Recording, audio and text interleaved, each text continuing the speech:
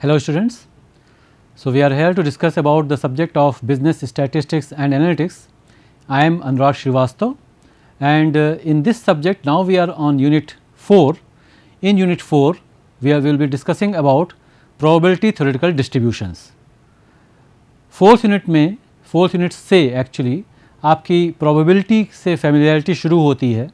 Probability के जो basic probability के टॉपिक्स आप लोग पढ़ चुके हैं, उनके एप्लीकेशंस आगे हम और कैसे करते हैं, how we apply probability, the concepts of probability further for computing और finding out the solutions to business real business problems, वो चीज़ें हम लोग अब आगे और देखेंगे और समझेंगे. तो probability theoretical distributions, this is an important aspect, this is an important tool which is used for finding out the solutions to real business problems. उनके बारे में थोड़ा सा देखें कौन कौन से theoretical distributions की हम लोग बात करेंगे. probability distribution का क्या मतलब है? probability distribution का मतलब ये है, it is the mathematical function that gives the probabilities of occurrence of different possible outcomes for a particular experiment. कोई एक एक्सपेरिमेंट अगर कर रहे हैं तो वो एक्सपेरिमेंट किसी एक पैटर्न को फॉलो कर सकता है. वो कौन सा पैटर्न है, वो एक तरह से एक प्रोबेबिलिटी डिस्ट्रीब्यूशन डिफाइंड होगा. तो स्टैटिस्टिशियंस हैव मेड स्टडीज़ और उसके बेसिस पर उन्होंने ये कुछ पता करने की कोशिश की है कि डेटा जो है या जो कुछ प्रोबेबिलिटीज़ हैं वो किस तरीके के पैटर्न को फॉलो कर सकती हैं. रैंडम फिनोमेना के लिए भी कुछ हम पैटर्न निकालने की कोशिश करते हैं. तो वो पैटर्न्स यहाँ पर हम लोग कुछ स्टडी करेंगे. A mathematical description of a random phenomenon in terms of its sample space and the probabilities of events. तो 3 तरह के प्रोबेबिलिटी डिस्ट्रीब्यूशंस आपके सिलेबस में हैं और इनको हम लोग एक एक करके स्टडी करेंगे. The binomial probability distribution, the Poisson distribution and the normal distribution. These 3 distributions we will be studying about. Binomial, जैसा कि नाम डिनोट कर रहा है, बाइनोमियल में 2 अलग अलग चीज़ों की बात हो रही है और वो 2 चीज़ें ऑब्वियसली क्या होंगी, probability of success and probability of failure. ये एक डिस्क्रीट डिस्ट्रीब्यूशन है. डिस्क्रीट केसेस के केस में हम इसका यूज़ करते हैं. Poisson studies the probabilities of rare events. Normal distribution लेकिन जो है वो सबसे ज़्यादा यूज़ किया जाने वाला है और वो एक कंटिन्यूस पैटर्न को फॉलो करता है. तो let us just go about finding out और सब पहले हम लोग ये समझ लें कि इनका मतलब क्या है, इनसे हम लोग कैसे इनको हम देखेंगे, कैसे समझेंगे, और फिर हम लोग कुछ न्यूमेरिकल्स देखेंगे बाइनोमियल डिस्ट्रीब्यूशन के भी, पॉइसन डिस्ट्रीब्यूशन के भी और नॉर्मल डिस्ट्रीब्यूशन के भी, और किस तरीके से इनको सॉल्व करना है, ये चीज़ें हम लोग को स्टडी करनी होगी अगले कुछ सेशंस में. आज के सेशन में हम लोग कुछ इसके जो बेसिक चीज़ें हैं, कॉन्सेप्चुअल चीज़ें हैं, वो हम लोग समझेंगे. तो starting with the first one, that is the binomial distribution. It is based on the binomial theorem.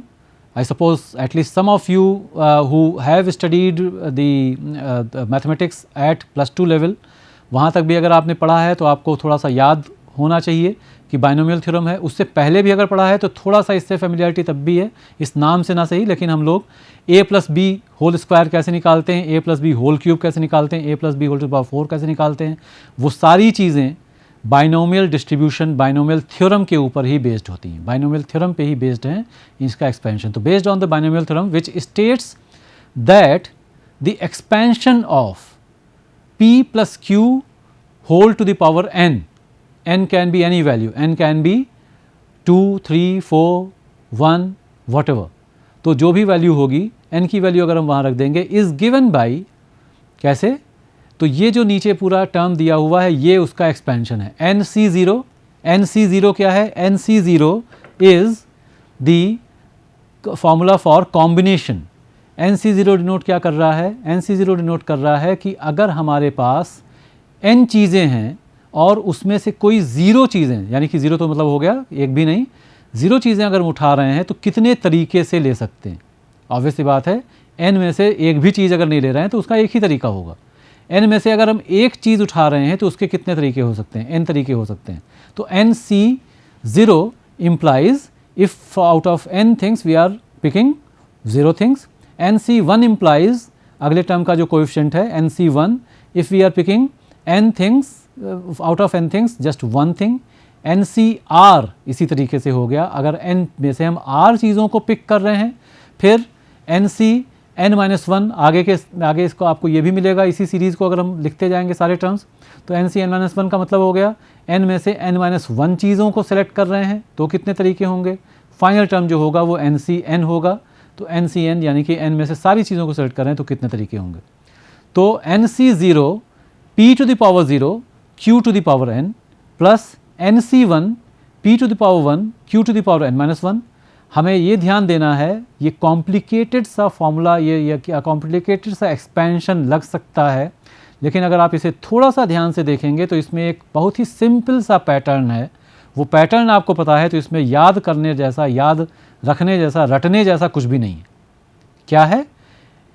NC0, NC1, NC2, NC3, NC4 up to NCn, ये हो गया। p⁻0, p⁻1, p⁻2, p⁻3, p⁻4, p⁻5 up to p⁻n, q⁻n, q⁻n-1, q⁻n-2, q⁻n-3 घटाते गए up to q⁻0। तो NC0, NC1, NC2 यहाँ पर value 0 से लेकर के n तक जा रही है, p⁻0, p⁻1, p² p³ यहाँ पे वैल्यू 0 से लेकर के जो कोएफिशिएंट जो पावर है p की वो 0 से लेकर के n तक जा रही है, और q की पावर जो है वो n से लेकर के 0 तक जा रही है। बस इतना ही है। बीच का टर्म जो है वो यहाँ पर अलग से इसलिए दर्शाया गया है क्योंकि उसका हम लोग एक जनरल फॉर्मूले की तरह से यूज़ करेंगे for denoting the probability of a binomial distribution, the probability of success in a binomial distribution. तो अब P और Q स्पेसिफिकली, वैसे हम लोग A और B यूज़ करते हैं बाइनोमियल थ्योरम के केस में, लेकिन P और Q स्पेसिफिकली इसीलिए लिया गया है क्योंकि स्टैटिस्टिक्स के नोटेशन में एक जो जनरल एक कन्वेंशन है उसमें P represents the probability of success and Q represents the probability of failure, and n is the number of times the experiment is repeated। हम एक बहुत सिंपल सा एक बाइनोमियल एक्सपेरिमेंट अगर ले लें, एक सिक्का उछाला जा रहा है, we are tossing a coin, we are tossing a coin, एक क्वाइन टॉस कर रहे हैं, या तो हेड्स आएगा या तो टेल्स आएगा, हेड्स आएगा टेल्स आएगा, एक फेयर क्वाइन है तो हेड्स, एक तरफ हेड्स और एक तरफ टेल्स होना चाहिए, तो या तो हेड्स आएगा या तो टेल्स आएगा।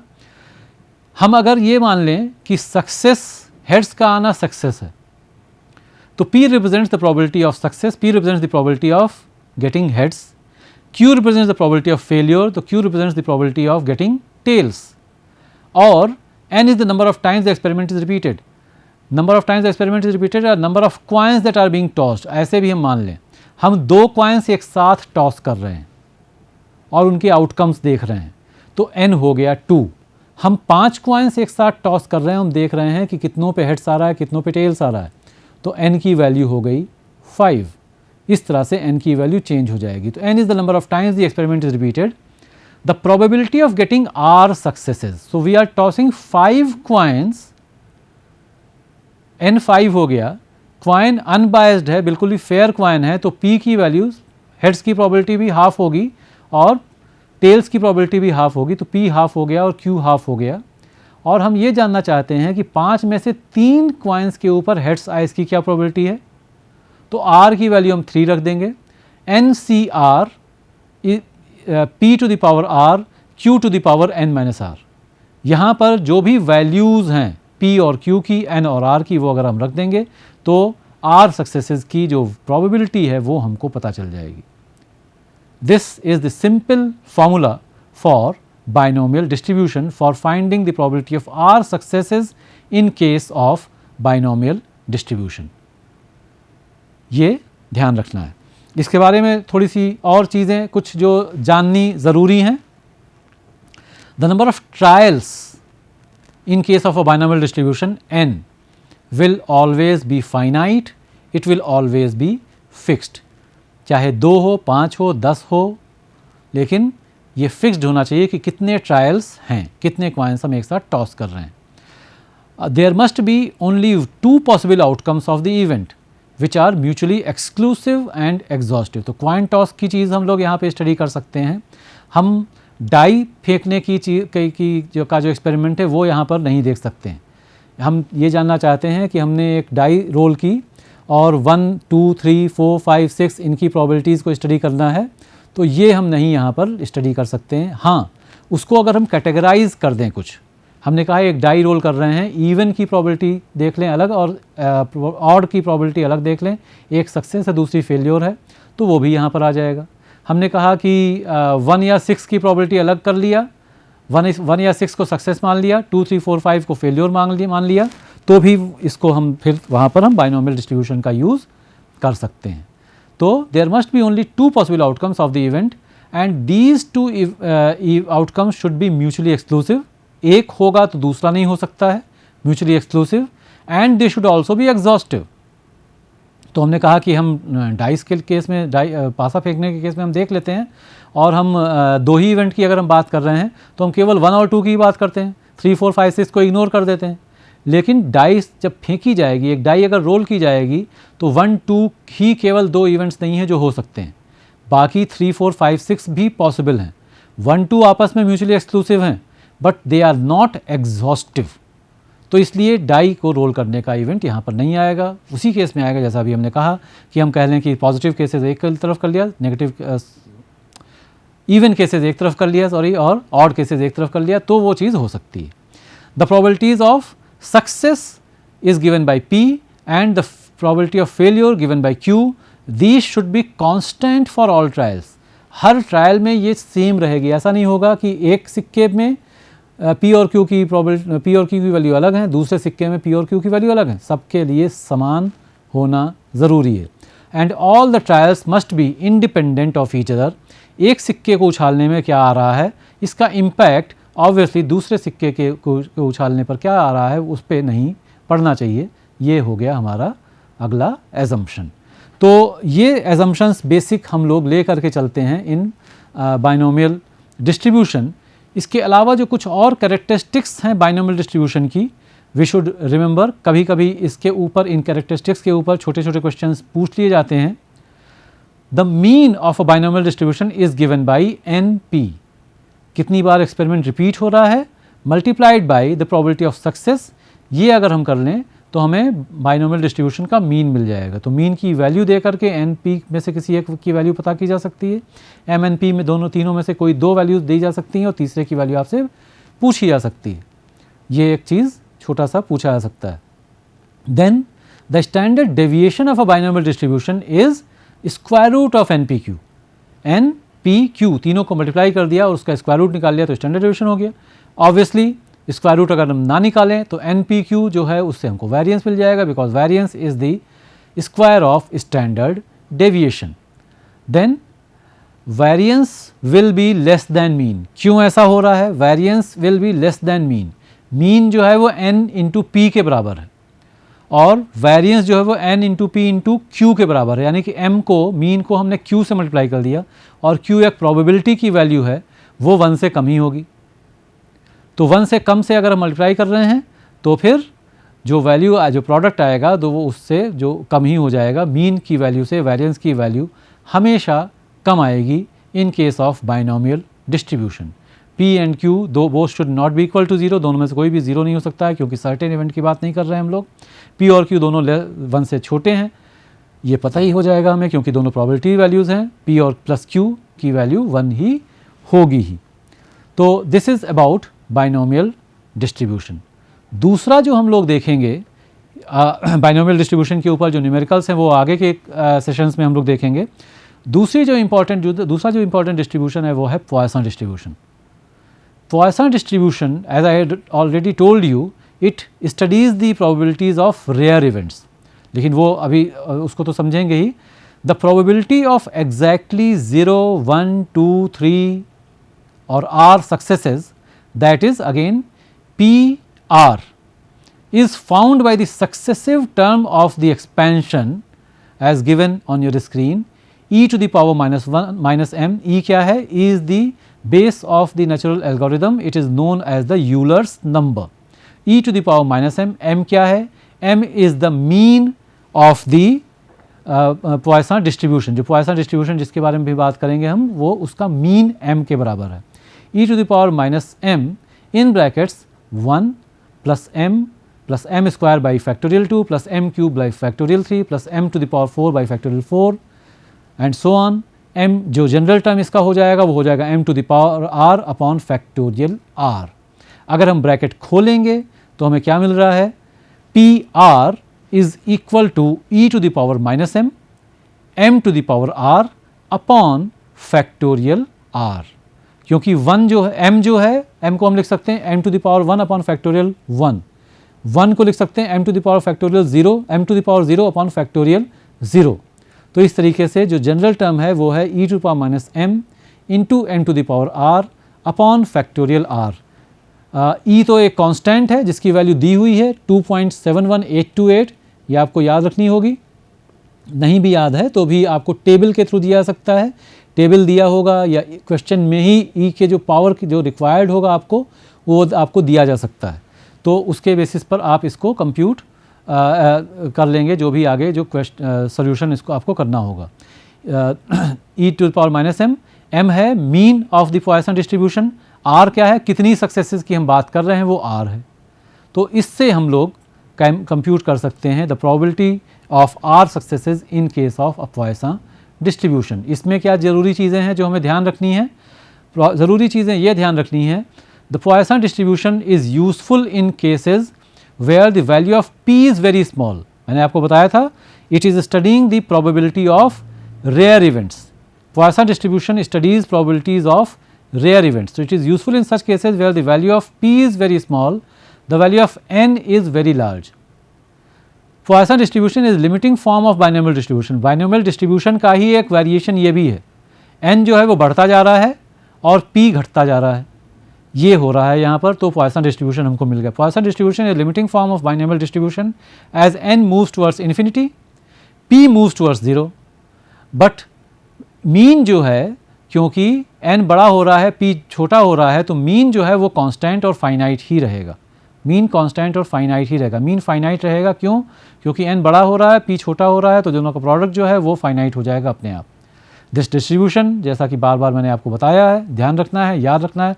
पॉइसन डिस्ट्रीब्यूशन की जब भी बात होगी तो हमें ये याद रखना है. This distribution studies the probabilities of rare events. The Poisson distribution studies the probabilities of rare events. इसमें जैसे कि हम लोगों ने बाइनोमियल में देखा था वैसे ही यहाँ पर भी समझना ज़रूरी है. Constants of Poisson distribution. The mean of Poisson distribution is denoted by m. बात हम बार बार इसकी कर ही रहे हैं. मीन बहुत ही इंपॉर्टेंट एक इसमें पैरामीटर होगा. क्वेश्चन जब आएगा इसके पॉइसन डिस्ट्रीब्यूशन के क्वेश्चंस में एक जो इंपॉर्टेंट एस्पेक्ट हमको ध्यान में रखना है और एक जो ऐसी चीज़ है जहाँ पे स्टूडेंट्स को कभी कभी कन्फ्यूज़न भी होता है. हम लोग क्वेश्चंस जब देखेंगे तो उस कन्फ्यूज़न को कैसे कम किया जा सकता है इसके बारे में मैं आपको बताऊंगा. लेकिन एक जो कन्फ्यूजिंग चीज़ होती है वो m को आइडेंटिफाई करना ही होता है. क्योंकि m जैसे ही आपको पता चल गया पूरा का पूरा क्वेश्चन, आपको फॉर्मूला पता है, पूरा क्वेश्चन आप बहुत आराम से कर सकते हैं. तो कभी कभी m को आइडेंटिफाई करना थोड़ा कन्फ्यूजिंग हो सकता है. We will be going through several questions so as to have a practice of finding out the value of m. Mean of Poisson distribution is denoted by m. Variance is also denoted by m. Mean और variance दोनों एक दूसरे के बराबर हैं. Mean therefore is equal to variance is equal to m. तो standard deviation sigma की value obviously will be the square root of m. Standard deviation की वैल्यू m का स्क्वायर रूट ये हो जाएगा. क्वेश्चन में हमें केवल ये आइडेंटिफाई करना है कि r कितना है. ये तो कहीं कहीं कुछ क्लियरली दिया होगा. m पता जैसे ही चल जाएगा वैसे ही हम उसको फॉर्मूला का यूज़ करके और प्रोबेबिलिटी की वैल्यू कंप्यूट कर सकते हैं. दोनों ही केसेस में, बल्कि बाइनोमियल, पॉइसन और नॉर्मल तीनों ही केसेस में एक और चीज़ जो छोटा सा वेरिएशन क्वेश्चन में आता है उसको हम लोग ध्यान रखेंगे, आगे उसके क्वेश्चंस देखेंगे भी. और वो ये है कि प्रोबेबिलिटी के साथ साथ यहाँ पे कभी कभी नंबर्स भी पूछ लिए जाते हैं. तो कुछ नंबर्स जैसे कहीं एक पर्टिकुलर पॉपुलेशन में कितने लोग किसी एक पैटर्न को फॉलो कर सकते हैं, ऐसा कुछ पूछा जा सकता है. तो जो टोटल पॉपुलेशन है उससे हम प्रोबेबिलिटी को मल्टीप्लाई कर देंगे तो हमें परसेंटेज के सेंस में वो चीज़ एक तरह से मिल जाती है. We will go through such questions also when we go to the numerical portion. But now the most important theoretical distribution.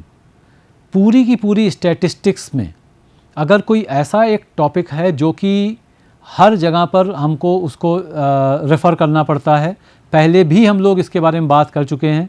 आप जैसे ही मेजर्स ऑफ सेंट्रल टेंडेंसी की भी बात करते हैं, वहीं से नॉर्मल डिस्ट्रीब्यूशन के रेफरेंसेस शुरू हो जाते हैं। It is an important aspect. Normal distribution क्या होता है और नॉर्मल डिस्ट्रीब्यूशन से वैरी बाकी सारे डिस्ट्रीब्यूशंस कैसे करते हैं, इन चीज़ों का स्टैटिस्टिक्स में काफ़ी ज़्यादा इंपॉर्टेंस है।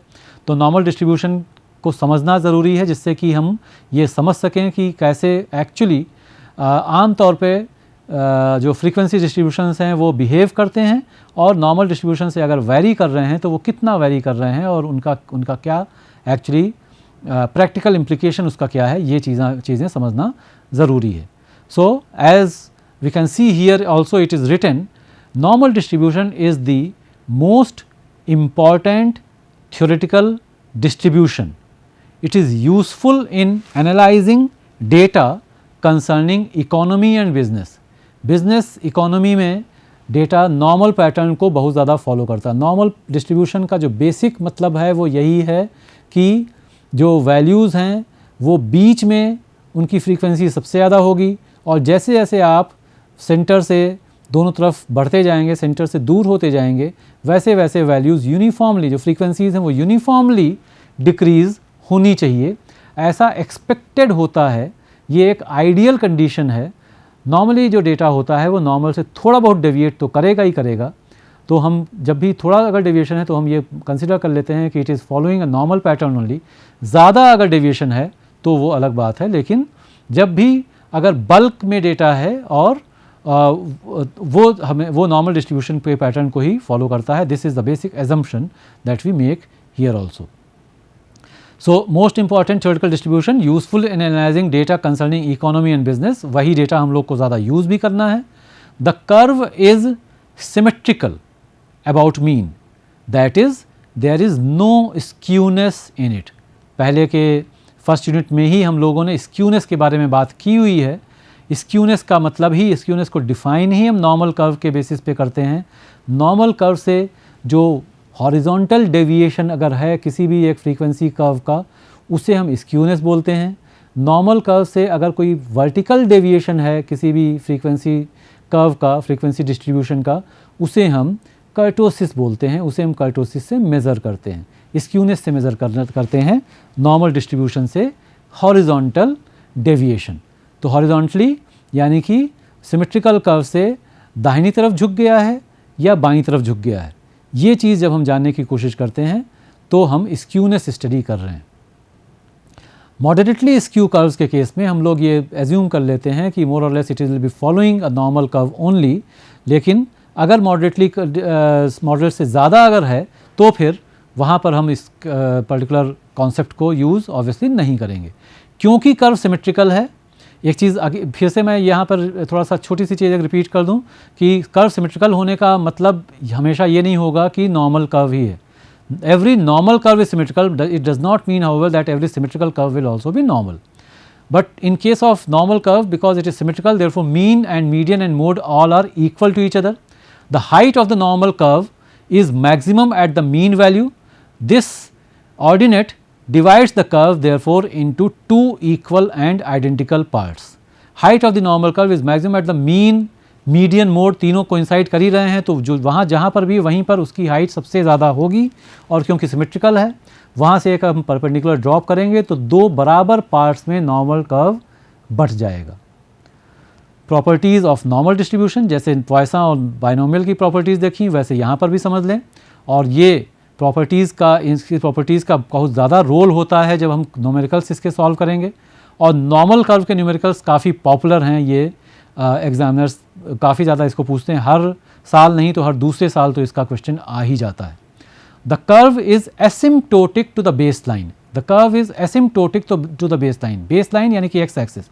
The curve is asymptotic to the x axis. It continues to approach but never touches the base line. Normal curve को दोनों तरफ अगर आप एक्सटेंड करते जाएंगे तो वो एक्स एक्सिस के पास पास पास और पास आता जाएगा, लेकिन वो कभी भी एक्स एक्सिस को टच नहीं करेगा। इसी को एक वर्ड इसके लिए जब हम यूज़ करते हैं तो हम कहते हैं the curve is asymptotic to the x axis और asymptotic to the base line. it continues to approach but never touches the baseline. The area is under the standard normal curve is considered to be unity. तो पूरे area को हम 1 मानते हैं, ये probability इसी हिसाब से फिर हम कंप्यूट करेंगे. The mean of standard normal curve is 0, बीच में 0 हो गया. The standard deviation of the standard normal curve is also equal to unity 1. तो कैसे, जैसे बाकी दोनों केसेस में हमने फॉर्मूले देखे थे, बाकी दोनों केसेस में भी मैंने तो यही आप लोग को बताया था. थोड़ा कॉम्प्लिकेटेड फॉर्मूला लग सकता है, लेकिन अगर थोड़ा सा ध्यान दे करके उसको समझेंगे तो उसमें भी ज़्यादा मुश्किल नहीं होनी चाहिए. ये फॉर्मूला तो बहुत ही सिंपल है, लेकिन इस सिंपल फॉर्मूले को भी यूज़ करने के लिए कुछ थोड़ा ज़्यादा ध्यान से इसको यूज़ करना पड़ेगा, क्योंकि कई अलग अलग तरीके से नॉर्मल डिस्ट्रीब्यूशन के क्वेश्चंस पूछे जाते हैं.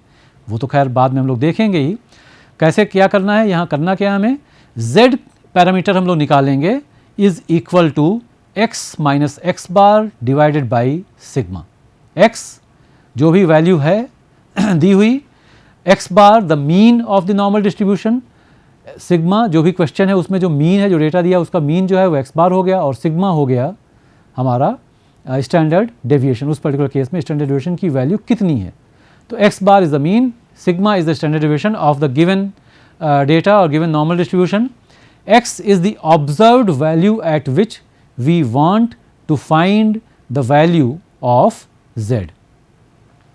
तो ये किसी भी normal distribution, typical normal distribution का क्वेश्चन किस तरह से होगा, आपको दिया होगा, सीधा दिया होगा, मीन की वैल्यू ये दी हुई है, स्टैंडर्ड डेविएशन की वैल्यू दी हुई है, और आप ये बता दें कि x अगर और आपको बता दिया जाए तो ये बताएं कि उसकी प्रोबेबिलिटी कितनी होगी, उसकी प्रोबेबिलिटी कितनी होगी. एक छोटा सा जैसे बहुत ही सिंपल से केस हम ले लें कि एक क्लास में एवरेज मार्क्स जो स्टूडेंट्स के हैं वो दिए हुए हैं, स्टैंडर्ड डेविएशन दिया हुआ है. आपसे पूछा जाए कि 60 से ज़्यादा कितने बच्चों के मार्क्स आएंगे, साथ साथ ऑब्वियसली ये भी दिया होगा कि कितने स्टूडेंट्स उस क्लास में हैं.